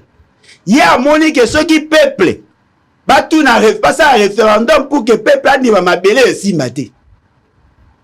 Et Seigneur, il va payer ça beaucoup. Le coup est à Mobutu en 1967, 1970, 71, pour que lui arrive à décider en dernier ressort. Bitumba, Bitumba, il y a avenir. Mboko na ozongo le quoi nini? Et ça y est le quoi un bus scolaire conduit par un épileptique. C'est-à-dire que nous parlons de notre avenir, mais bateau bazo kumba biso, c'est-à-dire l'union sacrée. Aussi ba Félix, ba Kamere, ba Samalukonde, ba Mama Zidite, aussi ba toyon surtout. C'est-à-dire que bazo tamu sa biso, to éviter quand est-ce que ba ko piquer crise. Tout peut arriver dans ces pays. Bon, tu comprends, on a fait ce qui a signé accord avec l'Angola et les États-Unis. Demandez un peu à M. Félix Sekedi, quand est-ce que vous avez pris cette décision? Yebisa biso garantie na biso toza na ngo na accord yo signé zani. Yebisa biso en dehors ya yo moto Félix Sekedi. Nini de la a institution nini asa lobeli yango. Maman, que le pays est le coin bis scolaire conduit par un épileptique. Un épileptique a tombé à crise à tout moment. Azo kumba à venir, Nassima. À vive allure, mais avec épileptique. Ce qui est arrivé quand on a la crise, comme il bat, c'est fini. Il y a un peu de peuple congolais tellement. Bon, on a posé à garantie na bisoté. Bon, Pundela, ma belle, à venir na bino. Surtout bino basé à basoda na bana basoda. Bino babilenge o bozanga misala. Bino bachayer boza ko vivre na pasi. Bino ne faut pas répondre na invitation. Soki biso peto tengami, kaka bino wana nde bo telemela biso. Parce que Félix Sekedi azalaka tango Thérèse Kapanga baza ko bomaye. Aussi mukende azalaka beke akimaka majwana, mazalaka quand même.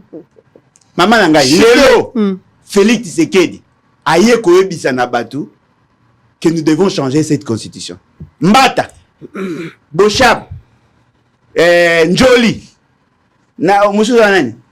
et Sambo, tous ceux qui se sont levés dans ces pays, Kamere, oh babaki, on ne touche pas à la constitution. La constitution est à malam. Bango lolo babaluki, ozo kanisa solo mama, ezali po ba convaincu que la constitution est à mabé, ou bien balingi ba protéger ba intérêt na bango. Siko bango ba protéger ba intérêt. Biso intérêt na ces années. C'est défendre la nation. Voilà pourquoi nous convions tout le monde.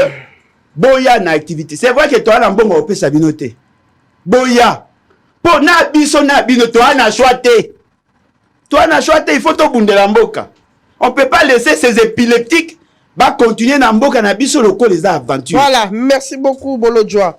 Mboka Emmanuel, c'est déjà pour demain le meeting il y a sursaut national. Un grand message que vous donnez à toute la population, surtout vous êtes président de la révolution congolaise. Quel est le message clé au copé ça la population à Kolanda? Bon, d'abord dans le bas, s'il faut paraphraser nous à Carlibond, nous a écrivé à l'époque que Mobutu était l'incarnation du mal zaïrois. Aujourd'hui, le mal congolais, c'est M. Tshisekedi. Il faut que les Congolais sachent que le mal congolais aujourd'hui s'appelle Félix Tshisekedi. Tshisekedi, c'est un petit dictateur qui veut tenter, comme Fayulu disait, il veut il veut jouer avec le feu. Qu'il sache que le pouvoir est du peuple, par le peuple et pour les peuples. Je vous assure que le pouvoir de Tshisekedi n'est ni pour les peuples, n'a été ni donné par les peuples, et n'est plus du peuple non plus. Cela veut dire que Tshisekedi n'est plus avec les peuples congolais. Toujours au tambour là-bas. Les peuples d'abord. Je vous dis, ils ont distraction, maman. Ils ont distraction. C'est une escroquerie. Les peuples d'abord, ils ont escroquerie. Tshisekedi, c'est une malédiction pour ces pays. Je peux m'expliquer. Comment ça? Pourquoi? Parce que les noms Tshisekedi reflètent une aventure quelconque. Vous savez ce qui s'est passé à la conférence souveraine avec son père? Qu'aujourd'hui, les gens veulent prendre ce monsieur comme étant le père de la démocratie. Par quel moyen Etienne Tshisekedi est devenu le père de la démocratie? Ceux qui vont dire moi, je me pose beaucoup de questions. Bitumbo ya bunda ya démocratie na mituna. Or, Tshisekedi Etienne, qui a joué aussi pas mal d'aventures dans la conférence souveraine, nous savons, il n'avait pas un projet de société. Et aujourd'hui, comme l'IDPS à l'époque n'avait pas un projet de société, voilà aujourd'hui les résultats que nous avons. C'est une aventure. Tshisekedi, Etienne à l'époque, qui était aussi comme un dictateur, parce qu'il ne faut pas oublier que l'IDPS avec les crises parlementaires, ce n'était pas une affaire d'Etienne Tshisekedi. C'était une affaire d'un Bankiem, c'était une affaire de Kibasa et les autres. Et Tshisekedi s'est approprié d'un parti qui ne l'appartenait pas. C'est de la dictature. Voilà la raison pour laquelle au monde dictature, moi, on n'en avait pas ça. Mais quand vous reconnaître au Kolobalelo Azali dictateur, le président de la République. Mais vous avez tout à l'heure évoqué que vous étiez parmi les gens où voté qui Félix Antoine Tshisekedi en 2018. Là, vous avez crié en lui. Non, parce qu'en 2018, notre souhait était quoi? C'était on souhaitait que Chadari ne puisse pas passer parce que l'FCC avait son candidat. En fait, notre combat était que Chadari ne puisse pas passer. C'est comme ça que nous avons été emportés. Martin Fayulu était là, mais il faut savoir, mais les pouvoirs, moi j'ai voté pour Félix Tshisekedi, mais je vous dis que Tshisekedi n'a pas gagné les élections. C'est Fayulu qui a gagné. Bien que j'ai voté pour lui, mais c'est Fayulu qui a gagné les élections. Mais au moins, vous avez porté votre choix. Mais j'avais voté pour lui. Oui, j'avais voté pour lui. C'est qu'on dit, mais mon à convaincre na programme na ya présenter na projet de société na ya biboye à perdaki même qui sont dans mouvement, on était ignorants en fait, on ne savait pas que Tshisekedi était un aventurier, on était pas dans le but même qui sont dans mouvement donc il y a qui bon maintenant il y a le babo partage à gâteau. Oui, parce que moi je me rappelle à l'époque on disait moi je suis kassaïen madame. On nous disait, voilà, allons-y. C'est comme ça que nous avons été emportés. Mais aujourd'hui, je demande à beaucoup de Kassaïens aujourd'hui qui continuent à faire confiance à ce monsieur, qui est considéré comme une malédiction, parce que depuis que Tshisekedi est au pouvoir, qu'est-ce qui est amélioré, même par nos provinces aujourd'hui? Quand vous allez dans les deux Kassaï, c'est parmi les provinces les plus pauvres, il n'y a pas de route. Beaucoup continuent à soutenir Moutouana jusqu'à quand, parce que rien ne change depuis qu'il est aux affaires.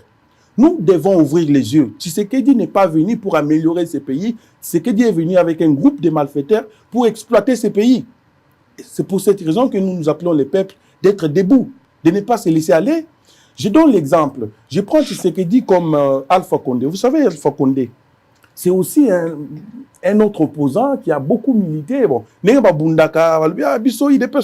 Alpha Condé de même. Mais Alpha Condé, lorsqu'il prend le pouvoir, il a tenté également de changer la constitution de la République, mais il n'a pas été bénéficiaire de cette constitution de la République. C'est un message que je donne à Félix Tshisekedi. Parce qu'aujourd'hui, il est entraîné par la folie du pouvoir. Parce qu'aujourd'hui, vous êtes dessus. Il est dans la folie du pouvoir. Parce qu'aujourd'hui, vous êtes dessus. Nous n'avons pas voulu qu'aujourd'hui, un groupe de gens puisse aujourd'hui s'enrichir, où nous voyons un ministre en plein conseil des ministres, ministère, et en plein ministre, en plein conseil des ministres, madame, vous êtes voyons une dame en train de se maquiller en plein conseil des ministres. Vous avez des preuves que nous avons des preuves. Bilili et Tambolaki. Bilili Tshisekedi en plein conseil des ministres en train de se maquiller. Vous voyez? Donc ça, c'est dit n'importe quoi. Nous avons vu beaucoup de bêtises avec ces régimes. Raison pour laquelle nous disons, ces bêtises doivent s'arrêter. Tshisekedi doit comprendre que le peuple n'est plus avec lui parce que le peuple a compris toutes sortes de bêtises. Et ça ne pourra pas continuer comme ça. Raison pour laquelle nous souhaitons que le peuple qui est souverain, le peuple a le pouvoir de ravir les soi-disant mandats que Tshisekedi a aujourd'hui parce que la Constitution donne au peuple ce pouvoir-là. Mais pourquoi ne pas attendre 2028 Nous pouvons, c'est un régime de malfaiteurs, madame. Lorsqu'un seul individu dans un gouvernement vous vole, par exemple, 15 millions de dollars, c'est exorbitant. Un seul individu vous vole 15 millions de dollars, c'est exorbitant. Il y a des détournements chaque jour ici. Lorsque vous posez la question à Lembolondia de savoir pourquoi l'opposition ne marche pas lorsqu'il s'agit de la vie chère, mais madame, nous allons prodiguer des conseils, nous allons parler pour quel gouvernement? C'est un gouvernement de malfaiteurs. On est dirigé par des ignorants. Avant révolution, on est dirigé par un groupe de gens qui ne savent pas ce qu'ils sont venus faire au pouvoir. Avant révolution congolaise était où na kati ya regroupement nini? La révolution congolaise. Et maître kaka siko soit période de votaki Tshisekedi ou comment? Oui, mais tozaki na bango. Mais na moni que voilà façon ils ont kende. Bango ba yepo na ko s'enrichir, to continuer ba tondenge wana été, on s'est retiré. C'est comme aujourd'hui, je vous dis, nous parlons avec au moni Kamboyo Mamelo. C'est tout le monde qui est contre les changements de la Constitution ou la révision de la Constitution. Mais beaucoup ne veulent pas s'exprimer, même ceux qui sont avec lui, même ceux qui l'ont applaudi au palais du peuple. Ils savent que ce monsieur ne parviendra pas à faire, ce sera une messe difficile pour lui. Parce qu'il va paralyser ces pays. Parce qu'il va entraîner ces pays dans une guerre civile qui ne sera pas maîtrisée. Parce que je vous dis que nous sommes prêts à tout donner pour que Tshisekedi ne parvienne pas à changer la constitution de la République. Et ça ne sera pas possible. Mais vous allez procéder comment? Nous allons procéder avec le peuple, c'est plus possible. Mise en place, il y a commission. Nous allons procéder les articles 64. Il y a un pour appliquer ensemble avec le peuple et nous allons empêcher. Ça ne marchera pas. Tshisekedi doit savoir que l'armée n'existe pas dans ces pays. Il n'est plus avec l'armée, il n'est plus avec la police. Les systèmes d'éducation n'existent pas, tout est par terre. On est un non-pays aujourd'hui. Tout est par terre. Mais comment on peut continuer à donner confiance à un monsieur pareil qui a paralysé les pays, rien ne marche, et nous continuons à donner confiance à un monsieur pareil? Tous ceux qui soutiennent M. Tshisekedi aujourd'hui, même dans sa folie de changer la constitution, dans le bien, il faut aux alandoki pour nous soutenir le projet. Parce que tous autres, la passe mboka, ils ont mboka lelo. Quand tous autres, mais franchement, vous vous posez une question, est-ce qu'on est dans un pays ou soit on est dans une jungle? On ne peut pas vivre comme ça. Nous avons des autorités de la ville ici qui sont inexistantes. C'est comme si Bazala raté. Nous avons un gouverneur de la ville, c'est comme si, bon, Toyebi Moussala n'a été, depuis qu'il a été nommé, bon, pas élu, mais nommé parce qu'il a été proposé par Maman Marthe. Oui ou non, ça aussi, c'est des questions qu'il faut se poser. Oui ou non, non, on ne peut pas nous prendre un monsieur. J'étais candidat sénateur, je n'étais pas candidat gouverneur, mais je fais partie des gens, bien sûr. Non, pas malheureux parce que... Non, j'ai été... Est-ce que c'est le cœur qui fait parler, monsieur Manuel? J'ai été ou bien victime. J'ai été... Il y a la déception, il y a joie. Vous ne pouvez pas prendre un monsieur qui a d'abord un problème de santé, qui est dans le surpoids, qui n'arrive pas à marcher, vous les placez comme gouverneur de la ville. C'est dit n'importe quoi, madame. Ce monsieur n'a pas le niveau ni la compétence de gouverneur de la ville. Problème de santé. Réellement. De santé avec le gouverneur de la ville. Il n'est pas en bonne santé. Peut-être vous le voyez en bonne santé, mais il n'est pas en bonne santé. Ça compte aussi, mais je vous dis, madame, j'ai été candidat sénateur, je sais de quoi je parle. Je connais ces messieurs. Et il a été repêché parce qu'il fait partie d'une fondation Maman Marthe Kassalou, c'est aussi qu'on l'avait pris pour les placer là-bas. Il est cadre de l'UDPS. Non, pas cadre de l'UDPS. On ne l'a jamais vu dans l'UDPS. Oh là là. Je vous dis, Azali, Moko, il y a coordonnateur à la fondation Maman Marthe Kassalou. C'est Maman Marthe qui a appelé Kabouya pour qu'on place Bumba là où il est. Ce monsieur n'a pas le niveau d'être gouverneur de la ville. Tu as le niveau IDPS, ensemble avec ces malfaiteurs qui entourent Tshisekedi, là où il nous amène. Ça, c'est la bassesse, madame. Nous n'allons pas continuer avec cette bassesse. Tous ceux qui sont avec Tshisekedi, tous ces soi-disant professeurs d'université qui veulent aujourd'hui l'entité, la plupart des gens ces gens-là sont des farceurs. Mais monsieur Manuel... Est-ce qu'on a des professeurs sérieux dans ces pays? Mbata, c'est un farceur. Oh à ça la thèse na ye wapi. C'est un professeur. Non, madame. C'est un professeur Mbata. Autant que thèse ya Mbata. Constitutionnaliste de la non, République, s'il vous plaît. C'est un monsieur qui a acheté le diplôme d'université. S'il vous plaît, madame. Il y a des enfants, il y a la famille. Bakolanda yo. Totanga. De la même façon que Rolinga Bana Bakolanda Nandaku. Ba respecter yo, c'est de la même façon aussi. Totanga Madi Mulumba, Totanga Madi Mulumba, Totanga Mbata. D'une famille. Totanga Boboaka Yembe, Totanga Mbata. S'il vous plaît. Totanga Lunda, Totanga Mbata. Pas des attaques personnelles, restons dans l'analyse. Ok, mais je ne veux pas que vous citez soi-disant que c'est un professeur. Ces gens ne sont pas... Mais c'est le professeur Mbata, c'est la plupart de ces gens-là, c'est des gens qui grimpent sur les idées des autres. Comment la thèse n'a pas... Restons dans l'analyse. Je reste dans l'analyse pour vous dire que il y a Sursaut National. Les pays est tombé trop bas avec l'IDPS et nous appelons les peuples congolais à se soulever et à continuer à dire non ensemble avec les Sursaut National à travers les meetings que nous allons organiser demain samedi, que les peuples soient présents dans ces meetings. Et c'est par là où Tshisekedi va comprendre qu'il est déjà vomi par ces peuples. Bien que les gens le disent tout bas, mais je vous dis, le moment viendra où vous comprendrez que Tshisekedi n'est plus avec ces peuples. Parce que nous avons vu tout avec ces régimes. Rien ne marche dans ces pays, madame. Ça, c'est comme ça qu'il faut prendre des décisions impopulaires qui ne profitent pas à la population. Et aujourd'hui, la population quinoise souffre. Nous allons continuer à applaudir un régime comme ça. Et vous allez au palais du peuple pour applaudir, chanter la louange de monsieur qui est en train de paralyser notre pays. L'Ikambo Constitution, est-ce que la Constitution paysanne l'Ikambo? Est-ce que Bilima Yamaï?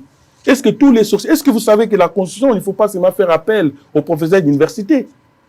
Il faut aussi faire appel aux marabouts, il faut appeler les sorciers. Tous ces gens-là, toute la stratification de ça doit être présente. Est-ce que tout le monde est d'accord avec ça?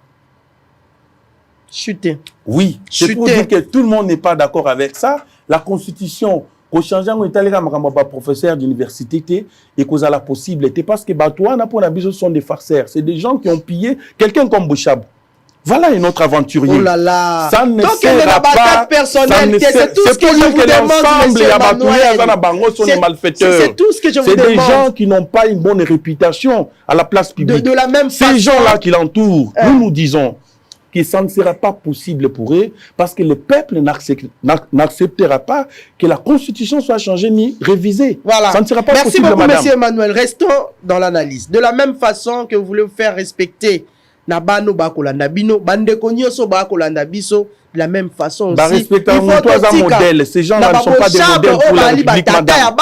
Ils ne sont pas des modèles pour la République. S'il vous plaît, s'il vous plaît. Ils ne sont pas des modèles pour la République. S'il vous plaît, moi Lamboka Emmanuel, s'il vous plaît. S'il vous plaît, en tout cas, je vous appelle au calme, vraiment pour que Tossi Lisa, Masolo Nabiso, Nakimia.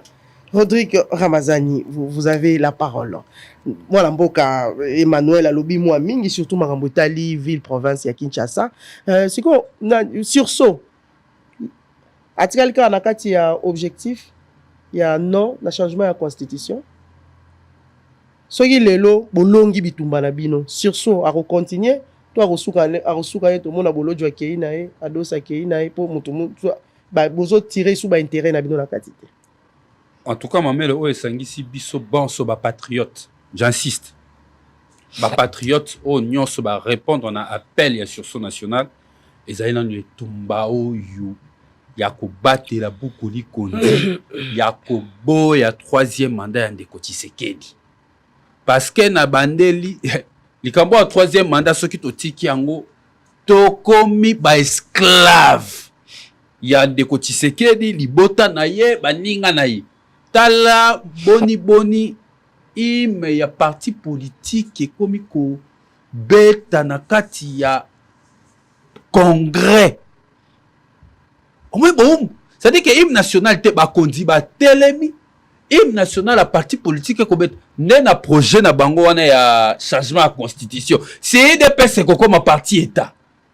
Le projet de bango wana ya changement constitution ba komisa IDPS parti état ba komisa mandat président de la République 7 ans illimité. Ozaka projet ya kondo tata na bango. Nde bangi bazongisa lelo. Boumbu nde bangi bazongisela ba congolais.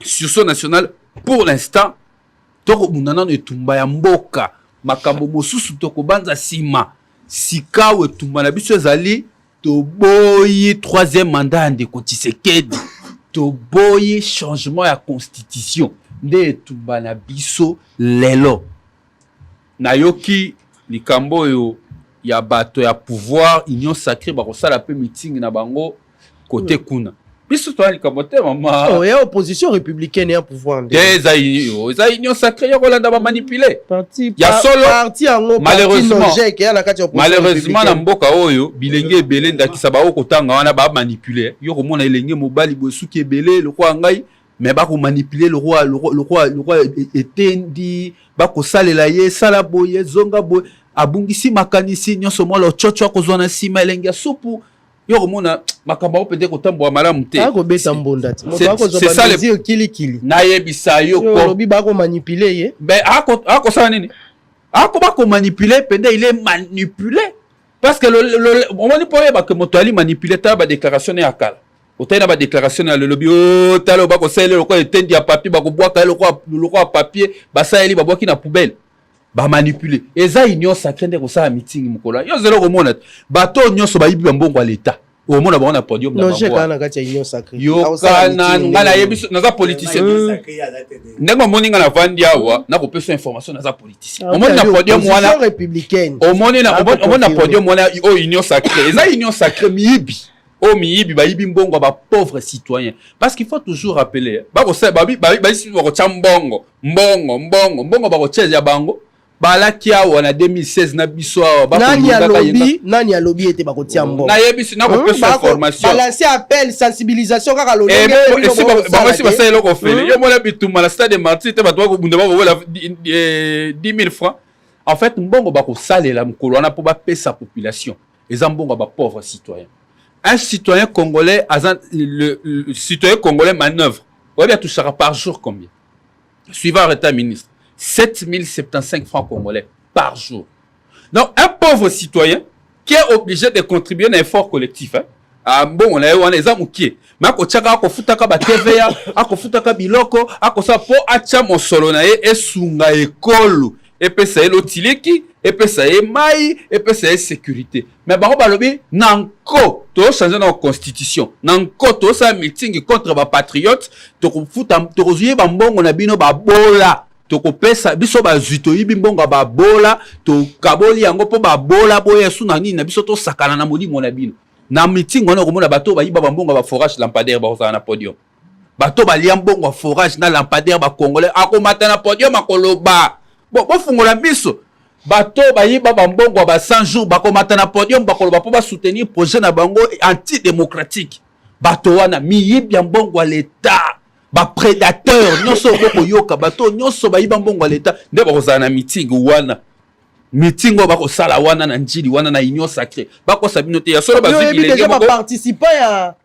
meeting ya bango nde bazwi faut lobela biso contraire ba participer bato ba royal lobby na kati ya nini nazo yebi oyotoninga nazo yebi sa nini ko leka kuna nanu mpona sina to yo composition ya banana no mamelo faut ko la congolais biso bazo ba ke mingi ata mutu ayi bato bayibi mbongo à l'état babi basa meeting contre peuple parce que sur son national ils sont patriotes peuple congolais biso obengi banani to na biso na mbongo ko pesa peuple te to na ngote to yebisi peuple yaka meeting to sa na ngote mais bango balobi ba ko tia mbongo ba ko zo ba millions ba ko yiba wana ba ko tia mbongo ya peuple congolais mutapasi yango biso to lobi boy le 14 boya sur son national akolobela bino makambo vérité ndenge sengele salem bokokuta elombe sesanga bokokuta ale bolojo bokokuta ndeko Emmanuel bokokuta mama Tokpaoul bokokuta Ados Nombasi bokokuta Rodrigue Ramazani na kozala bokokuta monsieur Jean-Claude Kibala bato ba patriote nde bakozala biso to na mbongo te au population biso to zabe na conviction etumba po na mboka to yebisi bino boya sikao biso kota mikanda mwakala parce que mokanda nga moto na siniaki depuis le 20 novembre talaka meeting le 14 depuis le 20 novembre to yebisi tata gouverneur de constitution yebisi biso bo informer ba autorité to komeli tata gouverneur mokanda to yebisi biso to za na meeting le 14 na stade municipal ya basi donc samedi pour le 14 bato na musique donc lobby tozala na meeting to komelaki azwaki pe mokanda to pesi information biso pe to louer stade to avancer pe makambo to sali makambo ndenge esengeli esalem o etikali e ya makambo ya l'état ne siko azak soki l'état estimé que sans problème a encadrer ba des manifestations ya biso likamoni mais si jamais débordement eye wala kozala makambo na biso sur son nationalité et kozala makambo ya pouvoir parce que biso o balobaka na droit les premiers dans le temps sont les premiers dans le droit mais nous disons peut-être que balobi bazali capable de encadrer ba activité mibale mabepe ouais biso to sa meeting na biso na stade municipal ya Masina soki to silisi bato na biso bakei yango biso to yebisi ba congolais boya ebele lobby na 9h déjà ba porte ko fungwama boya ebele soki boye na yo ki pe bande ko ebele ya ba patriote ebele ndakisa esi de ba s'annoncer na yo ki ba les amis de Chérida OK de ba s'annoncer ba to ebele pour moi les kambo ya Congo ya camp politique mo côté ezali kambo ba patriote mais na yebiso pe sekele misu ba benga na téléphone ba boya ki ko na média ba ça ya majorité ba baza contre bakoya miso ko bakotinda babi non ngai na koya te mais na kotinda pe bato na ngai baya to ko pesa bango pe kaka merci bazangi peut-être courage pour babi moi mon solo ba ko zoka na gouvernement ba ko pesa elongité donc ezali comme na bato a pouvoir ba bato bazali contre Tshisekedi na bato bazali pour bazali na kati likambo wana bakoya poto bunda etumba ya mboka likambo constitution ezali likambo opposition na majorité te ba jeune ba ko manipuler wana ba ko kosama ba jeune ba lobi beke ba ko sala front contre ba patriotes contre peuple congolais ba ko manipuler bango na tina te mon sala pe ba pesa bango ba ko sala te ba sangisi ba tulinganga wana na hôtel ya cher ba misi mbongo l'état rapport ebimi kuna to ki pe ba magistrat ba lobi o asali usage de faux bon mon sala ko sala te mais manipulation de bozana sima nango pour ya soupe ndakala boko lia mikolo congolais tellement longola bobangi sur son national esi sur son national ezali kambo a moto moko te sur son national ezali kambo bato banso lobby na ko insister lobby boya baike boya ebele pona ko soutenir cause ya patrie contre complot ya ba traître ya patrie ba traître ya patrie ezali bato ba ko préparer commission wana ezali association ya ba malfaiteur o ba ko préparer coup d'état constitutionnel contre mboka baza différent na bato ba simi minduki o to ko condamner ba ko kani bango nyonso na ba ko kani ba ko préparer coup d'état wana yango na congolais teleme siko zali lobby décision za moko direction biso nyonso changu stade municipal ya Masina lobby ton congolais nyonso ko la mukana tongo loba na keina ndulika mboka o na ko sala na sima to kotala na kenna no ko soutenir makambo mboka wala lobby fo bola mukatongo makasi na makambo ya embouteillage na kati ya ministre wala biso nyonso to ko vivre mais ministre ba photo te ministre ba photo ye azaki na défense à l'accès biso photo ba soda ba kokota na Rwanda akomi na transport à l'accès biso photo ba embouteillage na Paris jo ba retient na développement rural na évite ba photo ni na po ye ba photo na ba photo Jean-Claude j'espère que nous allons terminer ouais en tout cas maman parlons car ya moi muke ya embouteillage parce que zo c'est que sangai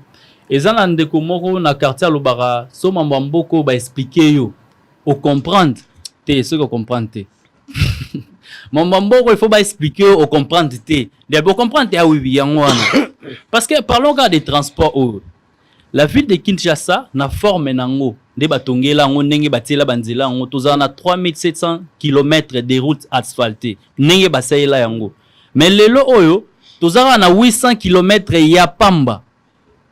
Donc, bande qu'on a vu sur le gouvernement au besoin qui idée au sens, il y a ça la sens unique. Il fallait pas réfléchir sur Yango. Parce que biso tozo fanda na kati ya Kinshasa. Koko ma ville peut-être na tongo ba msusu, bazo le la bambouteillage, ba msusu bazo ya un peu avant, msusu bazo ya. Bon ce ko ba ça la sens inverse. Parce que na place nazo fanda nazo mona bano bandola mukana bango na batana bango ba 6 heures normal ba kinde classe, le lo ba ko mola muka 4 heures. Parce que bango banzela na bango na sens inverse na sens unique bango ba selili. Donc il veut dire que batu casting moko boya batu bazo pouvoir bazo pesa bango parce que toza ba master to fanda na ba Belgique parce que boy tozo éviter ka ba attaque personnelle. C'est juste mais c'est Manuel à lobby parce que un moment muteme swaka. Koleka na télévision bande musu ba yebisa biso ke bino vraiment mutema koleka parce que biso na rolobelo mo boy peut-être na tikalika na chaîne en.